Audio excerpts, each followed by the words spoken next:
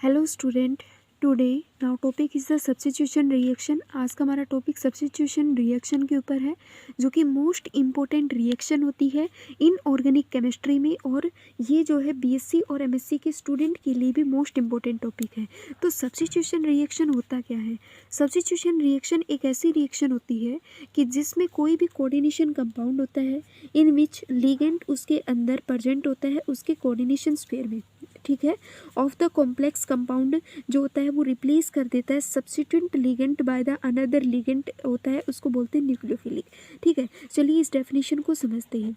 इसमें कहा गया है कि कोई भी हमारे पास कोऑर्डिनेशन कंपाउंड होता है जो इस स्फीयर के अंदर, मतलब इस स्फीयर के अंदर प्रेजेंट होता है, और मतलब इसमें मेटल भी होती है, हमारी लिगेंड भी प्रेजेंट होते हैं। ठीक है, मेटल का बॉन्ड किसके साथ होता है? लिगेंड के साथ। मेटल जो है मतलब बॉन्ड बनाता है लिगेंड के साथ। तो मतलब इस स्फीयर के अंदर जो लिगेंड, मतलब इस स्फीयर के अंदर इस कोऑर्डिनेशन कंपाउंड के अंदर जो लिगेंड प्रेजेंट होता है, और इस कोऑर्डिनेशन स्फीयर मतलब इस स्फीयर के बाहर अगर कोई अदर लिगेंड प्रेजेंट होता है, तो क्या होगा कि सब्स्टिट्यूशन रिएक्शन में क्या होता है कि ये जो सब्स्टिट्यूएंट लिगेंड होता है ये रिप्लेस हो जाता है इस न्यूक्लियोफिलिक लिगेंड के जरिए। न्यूक्लियोफिलिक इसको क्यों बोला गया है? ये बाहर का लिगेंड है जो इस लिगेंड के ऊपर आके अटैक करेगा, और इस कंडीशन में ये जो लिगेंड है ये क्या हो जाएगा? एम एल तो यही रहेगा, मतलब मान लीजिए नंबरिंग में था 5। ठीक है, तो इस कंडीशन में क्या होगा कि मान लीजिए कोई इसको अलग फॉर्म से लिखो, जैसे कि ये हो गया 5 है। ठीक है, ये क्या है? एम है। ठीक है, एम कोई लिगेंड है अदर, क्या करेगा कि एम मेटल है, एल कोई लिगेंड है हमारे पास। नंबरिंग में जब एक नंबर इसका घटेगा तो यहाँ पे 4 आएगा, और ये जो मेटल है, मतलब सॉरी ये जो लिगेंड है एम नाम से डिनोट किया गया, तो ये बन गया एम। ठीक है, तो इस रिएक्शन के डेफिनेशन को समझने की कोशिश करो। सब्स्टिट्यूशन रिएक्शन एक ऐसे रिएक्शन होता है जिसमें क्या होता है कि कोई भी कोऑर्डिनेशन हमारे पास कंपाउंड होता है जिसमें लिगेंड उसके कोऑर्डिनेशन स्फीयर के अंदर प्रेजेंट होता है, और कोई भी अदर कॉम्प्लेक्स आता है, मतलब कोई भी अदर मतलब कॉम्प्लेक्स कंपाउंड रिप्लेस हो जाता है किसी भी सब्स्टिट्यूएंट वाला जो लिगेंड है वो अनदर लिगेंड मतलब न्यूक्लियोफाइल वाले लिगेंड से क्या हो जाता है? रिप्लेस हो जाता है। ठीक है, अगर लिगेंड से लिगेंड रिप्लेस होता है तो उसको हम न्यूक्लियोफिलिक बोलते हैं। ठीक है, उस कंडीशन में अगर मेटल का कॉम्प्लेक्स, अगर सेम ऐसे ही मेटल की कंडीशन में भी हो सकता है, metal complex compound is replace by the another metal, मतलब जैसे कि यहाँ पे लिगेंड रिप्लेस हुआ है ऐसे ही मेटल भी रिप्लेस हो सकती है। ठीक है, अगर मेटल रिप्लेस होगी तो उसको हम क्या बोलते हैं? इलेक्ट्रोफिलिक रिएक्शन बोलते हैं। उसको हम क्या बोलेंगे? इलेक्ट्रोफिलिक रिएक्शन बोलेंगे। अब आती है कि जो सब्स्टिट्यूशन रिएक्शन होती है ये हमारे पास मेनली दो टाइप की रिएक्शन होती है। एक होती है न्यूक्लियोफिलिक रिएक्शन, एक होती है इलेक्ट्रोफिलिक रिएक्शन, जिसको हम एसएन से डिनोट करते हैं और एक को हम एसई से डिनोट करते हैं। एसएन का मतलब होता है सब्स्टिट्यूएंट न्यूक्लियोफिलिक रिएक्शन, एसई का मतलब होता है सब्स्टिट्यूएंट इलेक्ट्रोफिलिक रिएक्शन। न्यूक्लियोफिलिक का मतलब होता है कि एक लिगेंड किसी दूसरे लिगेंड के जरिए क्या हो जाता है? रिप्लेस हो जाता है। और इलेक्ट्रोफिलिक में क्या होता है कि कोई एक मेटल है वो किसी कोऑर्डिनेशन स्फीयर वाली मेटल को क्या कर देती है? रिप्लेस कर देती है। और सेम ऐसे इसमें भी यही होता है कि कोई बाहर का लिगेंड है वो अंदर प्रेजेंट, मतलब किसी भी कोऑर्डिनेशन लिगेंड जो स्फीयर के अंदर जो कोऑर्डिनेशन लिगेंड है उसको क्या कर देती है? रिप्लेस कर देती है, और उसकी जगह खुद बैठ जाती है आके। जो हमारे पास हम सब्स्टिट्यूएंट मतलब हम पढ़ेंगे substitution reaction in octahedral complex के अंदर पढ़ेंगे। ठीक है, तो ऑक्टाहेड्रल कॉम्प्लेक्स में पढ़ेंगे तो जो न्यूक्लियोफिलिक रिएक्शन है ये हमारे पास मेनली दो टाइप की रिएक्शन होती है। एक होती है SN1 रिएक्शन, एक होती है SN2 रिएक्शन। SN1 रिएक्शन का मतलब होता है यूनिमोलिकुलर, मतलब वन को बोलते हैं यूनि से। ठीक है, जो हमारे पास SN1 रिएक्शन होती है इसको हम क्या बोलते हैं?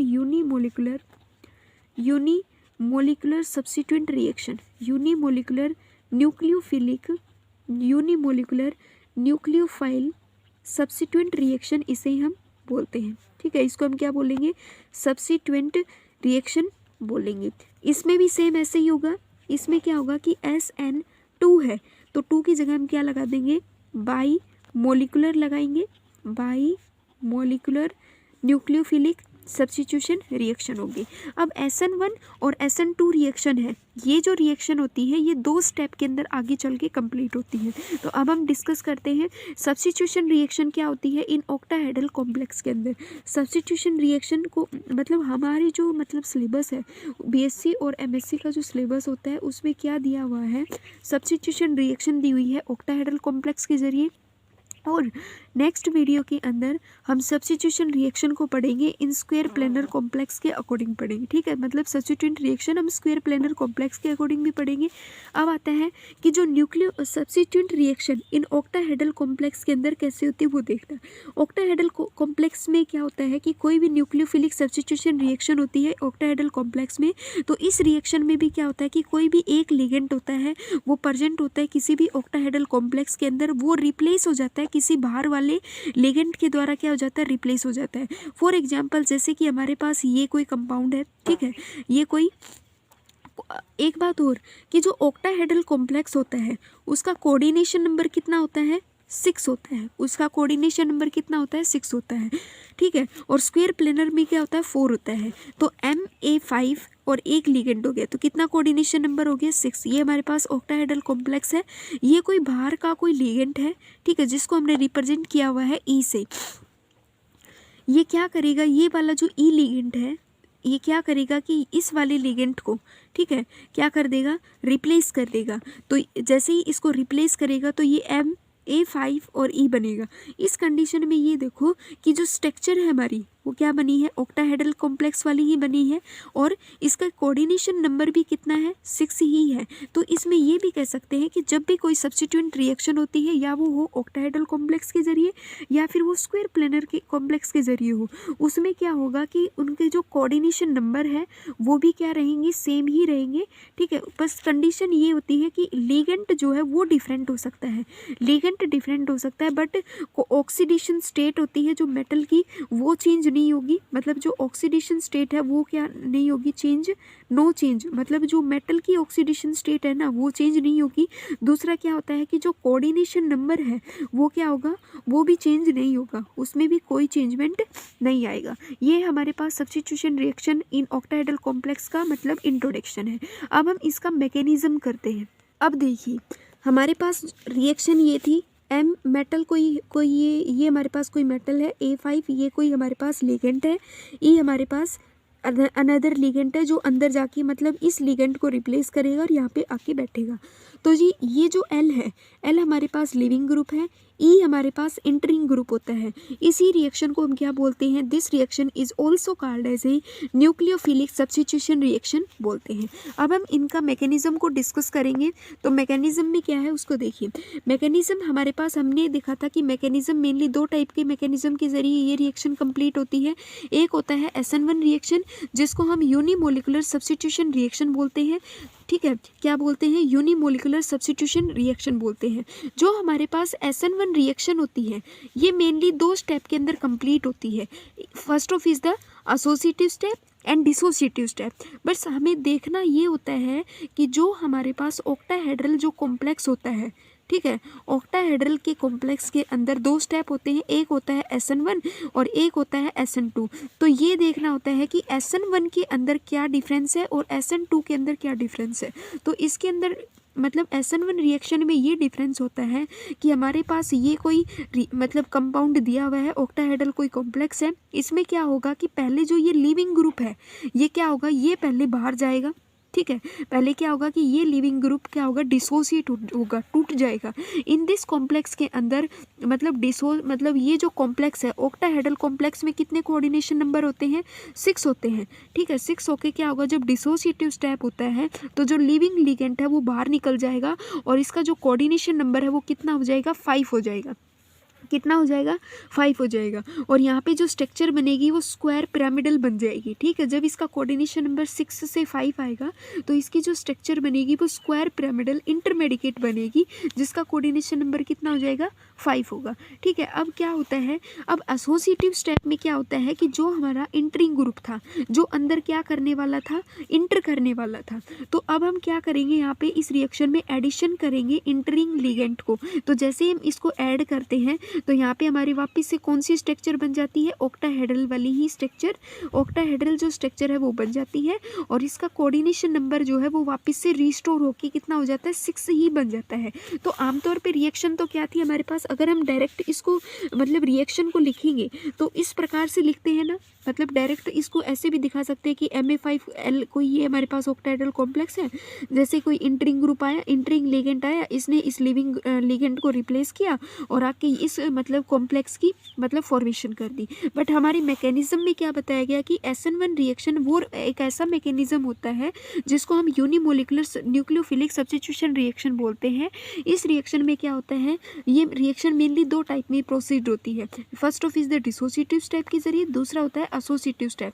डिसोसिएटिव स्टेप क्या कहता है कि पहला जो लिविंग लिगेंड है उसको पहले मतलब इस ऑक्टाहेड्रल कॉम्प्लेक्स की रिएक्शन में क्या होता है कि पहला जो लिविंग लिगेंड है वो बाहर निकलेगा।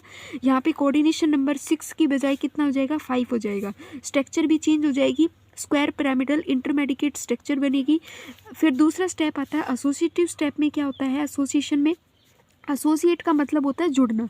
जुड़ने का मतलब होता है कि जो हमारा इंटरिंग लिगेंड है वो क्या करेगा, जो हमारा स्क्वायर पिरामिडल वाला था, मतलब स्क्वायर पिरामिडल जो इंटरमेडिकेट बनी थी जिसका कोऑर्डिनेशन नंबर कितना था, 5 था, इसके अंदर जैसे ही ये इंटरिंग लिगेंड इसमें इंटर करेगा, ठीक है, तो इसका जो स्ट्रक्चर है वो वापस से ऑक्टाहेड्रल बन जाएगा और कोऑर्डिनेशन नंबर क्या हो जाएगा, 6 हो जाएगा। ठीक है, तो इस स्टेप में हम क्या कहेंगे कि जो पहला स्टेप है वो डिसोसिएटिव होता है, दूसरा स्टेप क्या होता है, एसोसिएटिव होता है, जिसमें पहले स्टेप में तो लिगेंड का लॉस होता है और दूसरे स्टेप के अंदर लिगेंड का क्या होता है, गेन होता है। और इसका जो रेट डिटरमिनिंग स्टेप होता है तो इसमें हम देखेंगे जो पहली रिएक्शन होती है ना वो हमेशा स्लो होगी, ठीक है, स्लो होगी। और जो दूसरी रिएक्शन होगी जिसमें मतलब कोई भी लिगेंड है वो ऐड होगा, मतलब अब इसमें क्या होगा कि लिगेंड का ऐड हुआ है ना, लिगेंड ऐड होगा तो ये रिएक्शन कैसी हो जाएगी, फास्ट होगी। तो जो एसोसिएटिव स्टेप की जो रिएक्शन होगी वो इस मतलब SN1 के अंदर जो एसोसिएटिव स्टेप की रिएक्शन होगी वो फास्ट होगी और डिसोसिएटिव स्टेप के अंदर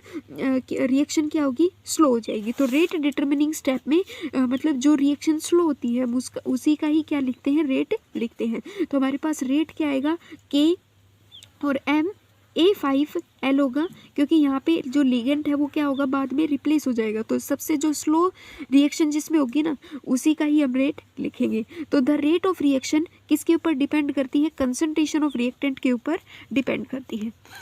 तो इस रिएक्शन में हम डायरेक्टली ऐसे भी लिख सकते हैं, MA5L हमारे पास ये ऑक्टाहेड्रल कॉम्प्लेक्स था जिसमें पहले स्टेप में क्या हुआ है, लिविंग ग्रुप बाहर निकल गया और ये हमारे पास एक प्रकार से स्लो रिएक्शन होती है जिसका कोऑर्डिनेशन नंबर यहाँ पे 6 था और ये ऑक्टाहेड्रल है।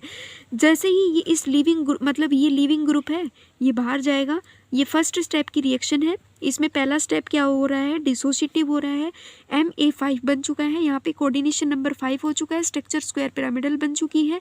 अब दोबारा से इसके अंदर इस कॉम्प्लेक्स के अंदर मतलब स्क्वायर पिरामिडल जो कॉम्प्लेक्स था इसके अंदर इंटरिंग ग्रुप जैसे ही ऐड होता है तो यहाँ पे मतलब कोऑर्डिनेशन नंबर वापस से रिस्टोर हो जाता है, 6 बन जाता है और स्ट्रक्चर हमारी ऑक्टाहेड्रल बन जाती है। अब हम डिस्कस करते हैं जो SN2 रिएक्शन थी उसमें क्या होता है। उसमें मतलब हम by molecular nucleophilic substitution reaction है, इसमें भी दोनों मतलब दो ही स्टेप होते हैं, एक होता है एसोसिएटिव स्टेप और एक होता है हमारे पास डिसोसिएटिव स्टेप। तो एसोसिएटिव स्टेप के अंदर क्या होता है कि ये एक इन दिस स्टेप के अंदर जो इंटरलिगेंट होता है, मतलब इस स्टेप के अंदर एसोसिएटिव स्टेप में क्या होता है कि जो हमारे पास ये ऑक्टाहेड्रल कॉम्प्लेक्स है ना ये अपने लिगेंड को पहले लॉस नहीं करेगा बल्कि पहले जो इंटरिंग लिगेंड है ना उसको अपने अंदर शामिल करेगा। ठीक है, जैसे मतलब इस इंटरिंग लिगेंड को अपने अंदर शामिल करेगा तो इसका कोऑर्डिनेशन नंबर कितना हो जाएगा, 7 हो जाएगा। कितना हो जाएगा, 7 हो जाएगा। जब इसका कोऑर्डिनेशन नंबर 7 होगा तो मतलब इस मेटल के ऊपर क्या होगा, मतलब वजन इंक्रीज होगा या ये बोले कि इसके ऊपर लिगेंड का जो नंबरिंग है वो बढ़ेगा तो इसके अंदर मतलब अनस्टेबिलिटी आएगी। तो जैसे ही इसके अंदर डिसोसिएटिव स्टेप होगा तो ये मतलब फास्टली क्या करेगा कि जो लिविंग लिगेंड है उसको क्या कर देगा, बाहर कर देगा। तो ये होता है इसका सेकंड स्टेप। पहला स्टेप एसोसिएटिव होता है, दूसरा स्टेप डिसोसिएटिव में क्या होता है कि MAL5 है। ठीक है, इसमें इस मतलब स्टेप में क्या हुआ है कि फर्स्ट स्टेप में क्या होता है कि ये जो इंटरिंग लिगेंड है इसी कंपाउंड के अंदर इंटर कर जाता है और इसका जो कोऑर्डिनेशन नंबर होता है वो 7 बन जाता है। ठीक है, और दूसरा स्टेप होता है डिसोसिएटिव स्टेप। डिसोसिएटिव स्टेप में क्या होता है कि जो हमारे पास MA5LE जो कॉम्प्लेक्स बना था, मतलब 7 कोऑर्डिनेशन इंटरमेडिकेट वाला जो कॉम्प्लेक्स बना था, एक होता है इंटरिंग लिगेंड। जो इंटरिंग लिगेंड है वो तो इस कॉम्प्लेक्स के अंदर रहेगा, जो लिविंग ग्रुप है वो फास्टली मतलब अपने आप को इस कॉम्प्लेक्स से बाहर कर लेगा। जैसे ही अपने आप को यहाँ से बाहर करेगा तो ये रिएक्शन कैसी होगी, फास्ट स्टेप की रिएक्शन होगी। तो ये हमारे पास मतलब SN2 की रिएक्शन है। पहला स्टेप स्लो क्यों था, अगर कोई इसमें एक क्वेश्चन अराइज होता है कि पहला स्टेप स्लो क्यों है, क्योंकि पहले स्टेप में क्या हो रहा है कि नंबरिंग तो इसकी मतलब मान लो इस मेटल के अंदर कितना स्पेस है, मान लीजिए कि ये जो मेटल है इस मेटल के अंदर स्पेस है कि ओनली 4 कंपाउंड को ऐड करने का। जैसे ही इसमें कोई मान लो 5वां कंपाउंड आता है तो उसको कहाँ पे ये जगह देगा, यहाँ पे या यहाँ पे। तो जैसे ही ये यहाँ पे आता है तो इस क्या करेगा कि कोई भी एक लिगेंड है उसको रिप्लेस करेगा, तभी तो इस 5वें को जगह देगा। तो इसकी मतलब इसी सेम वही प्रोसेस होता है कि यहाँ पे जैसे ये इंटरिंग लिगेंड इंटर करता है तो इसको मतलब स्पेस देने के लिए मतलब टाइम लगता है, तो इसलिए ये जो रिएक्शन होती है स्लो होती है। और मतलब जैसे ही स्पेस बनाने के लिए क्या होगा कि एक अगर हट जाता है तो वो इजीली मतलब जो इंटरिंग लिगेंड है उसको इजीली स्पेसिंग मिल जाता है, तो इसलिए ये रिएक्शन क्या हो जाएगी, फास्ट हो जाती है। अगर वीडियो अच्छी लगी तो प्लीज़ इसे लाइक कीजिएगा एंड शेयर कीजिएगा। Thank you.